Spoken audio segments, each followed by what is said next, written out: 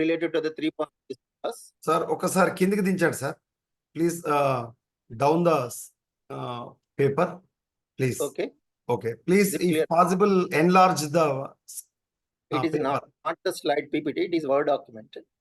ఒకసారి ఎన్లార్జ్ చేయగలుగుతా yes yes yes it's looking good This is the 3-point test cross problem. అంటే overall గా నేను మొత్తం ప్రాబ్లం మీకు ఎక్స్ప్లెయిన్ చేస్తే ఎక్కువ టైం తీసుకుంటుంది. ఇక్కడ ఏంటి అనేది మనం తెలుసుకుందాం. ఇక్కడ wild type male drosophila was crossed with female drosophila a homozygous for 3 recessive X-linked mutation.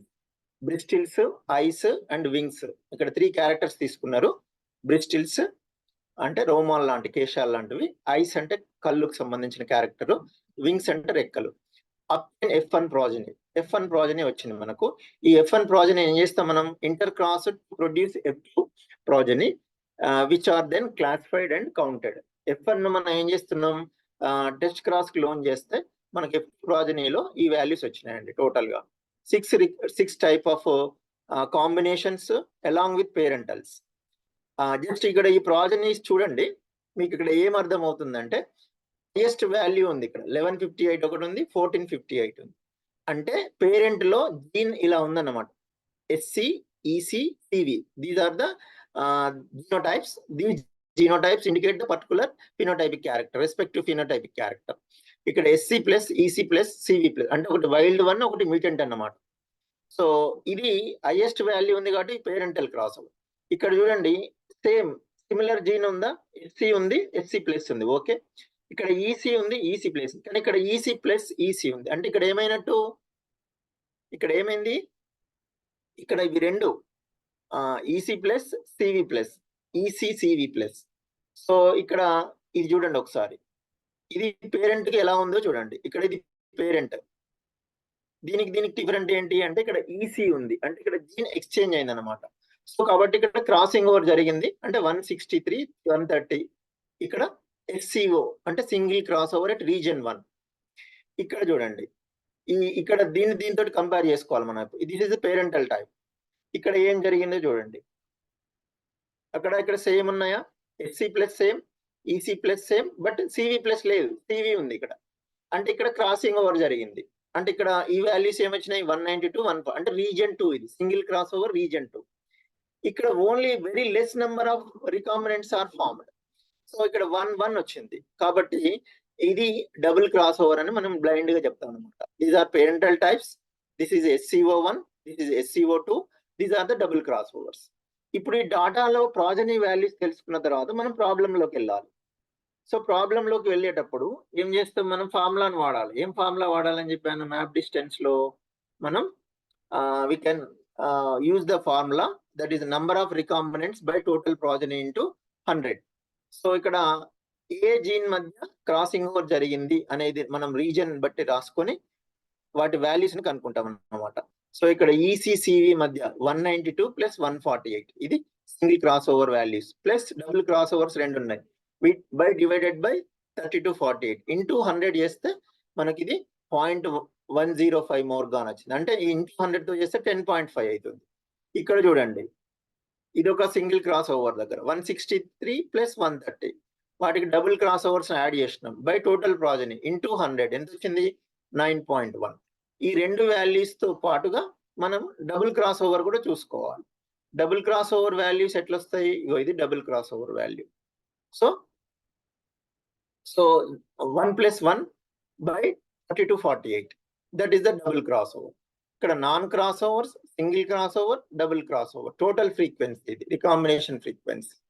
So దీన్ని బేస్ చేసుకొని మనం జెనెటిక్ మ్యాప్ ను డ్రా చేస్తాం. సో జెనెటిక్ డ్రాప్ మ్యాచ్ చేసిన తర్వాత coefficient of coincidence and interference మనం ఐడెంటిఫై చేస్తాం. మీకు టెక్స్ట్ బుక్ లో చాలా డీటెయిల్డ్ గా ప్రాబ్లమ్స్ ఉంటాయి, దాన్ని బట్టి మీరు ఒకసారి ప్రాక్టీస్ చేస్తే అర్థమవుతుంది. నేను ఒక 2-3 ప్రాబ్లమ్స్ మీకు ప్రాక్టీస్ చేసినాయి నేను క్లియర్ గా అర్థమయ్యేటి నేను పోస్ట్ చేస్తాను డాక్యుమెంట్ లో, word document. Then tomorrow you have any doubt you will ask me. So for example ఇక్కడ ఒకటి అడిగాడు. ఇక్కడ from the data given below genotype number of progeny. ఒక టెస్ట్ క్రాస్ లో వచ్చినటువంటి ప్రాజనీ ఏంటంటే క్యూఆర్ అనేటువంటి జీన్స్ లో 327 వచ్చింది. స్మాల్ క్యూఆర్ 342 వచ్చింది. క్యాపిటల్ క్యూ స్మాల్ ఆర్ 61 వచ్చినాయి, స్మాల్ క్యూ క్యాపిటల్ ఆర్ 56 వచ్చింది. దీన్ని బట్టి మీరు ఇక్కడ ఏం చెప్పగలుగుతారు? What your conclusion? ఈ వాల్యూస్ ని బట్టి మీరు ఇక్కడ ఏం చెప్పవచ్చు? The above data indicates that genes are completely linked, or not linked, or partially linked. The percent of recombination that has occurred. ఇక్కడ మనం ఏం ఆన్సర్ చేయొచ్చు? ఆర్ కంప్లీట్లీ లింక్డ్ అంటే రాంగ్ ఆన్సర్ అవుతుంది. కంప్లీట్లీ లింక్డ్ అయితే పేరెంటల్ టైపే ఉండాలి, non parental ఉండకూడదు. కాబట్టి ఇక్కడ మనం ఆన్సర్ ఏం చెప్పొచ్చు? ఏమని చెప్పొచ్చు? పార్షియల్లీ లింక్డ్, పార్షియల్లీ లింక్డ్ అని చెప్పొచ్చు. ఎందుకంటే నాన్ పేరెంటల్ క్యారెక్టర్ ఫినోటైప్స్ కనబడింది కాబట్టి. ఇక్కడ పర్సంటేజ్ మనం ఎట్లా క్యాలిక్యులేట్ చేస్తామంటే ఇప్పుడు ఇచ్చాం కదా, దీన్ని బట్టి. సో 61 + 56 బై టోటల్ ప్రాజెనీ ఇంటూ 100 చేస్తే మనకు పర్సంటేజ్ వస్తుంది. సో కొన్ని నేను సెలెక్టెడ్ గా కొన్ని తీసుకుంటున్నా అంతే. How many different kinds of haploid gametes does a diploid cell with 4 chromosomes produce? How many different kinds of haploid gametes does a diploid cell with 4 chromosomes produce? Diploid cell with 4 chromosomes. Under 2x is equal to 4. X is equal to 2. X is equal to 2. How many different kinds of haploid gametes does a diploid cell with 4 chromosomes produce? ఇక్కడ 2 అనేది మనం answer చేయాలి అంత అవకాశం. ఇక్కడ one more question is assuming there is an independent assortment of chromosomes and no crossing over in a cell with n pairs of chromosomes, how many different kinds of gamete is the organism expected to produce?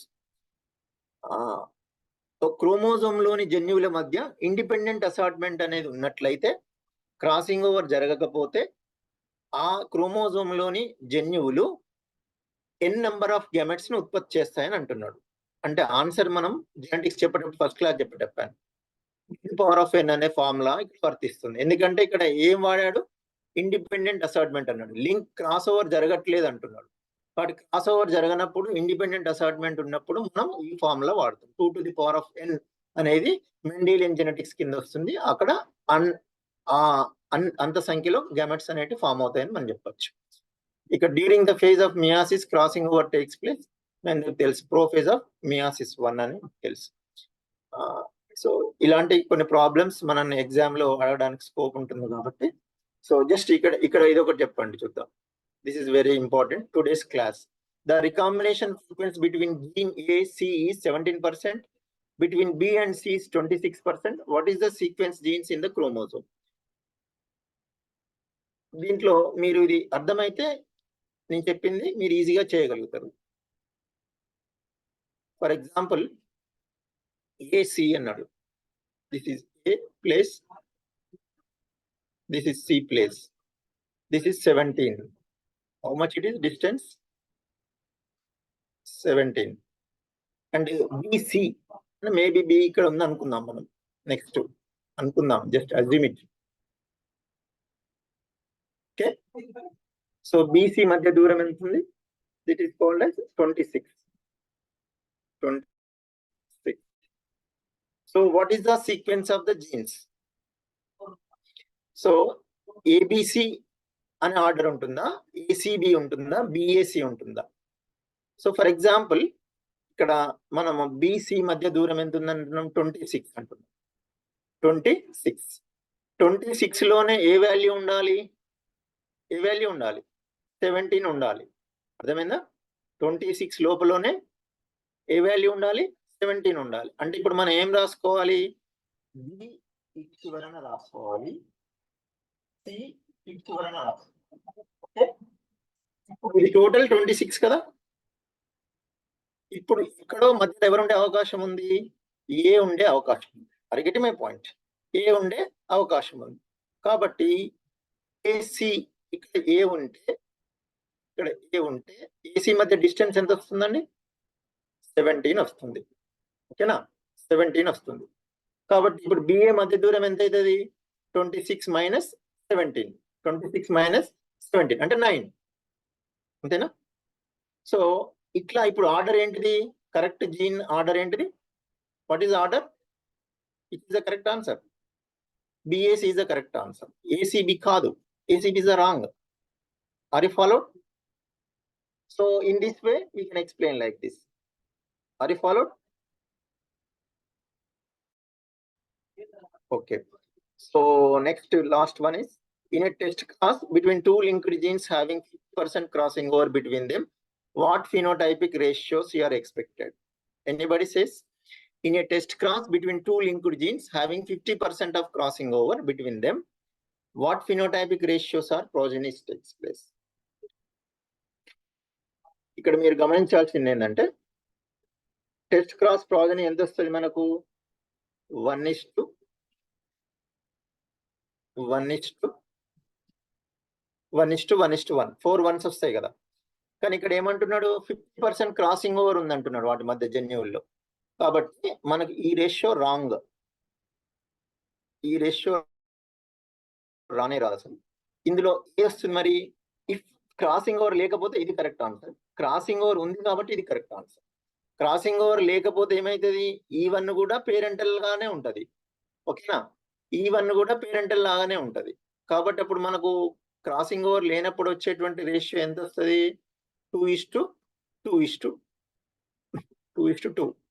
ఇందులో crossing over ఉందంటున్నాడు కాబట్టి రెండు different combinations ఉంటాయి, non parental ఉంటాయి. కాబట్టి 1:2:1. This is the answer. Are you followed?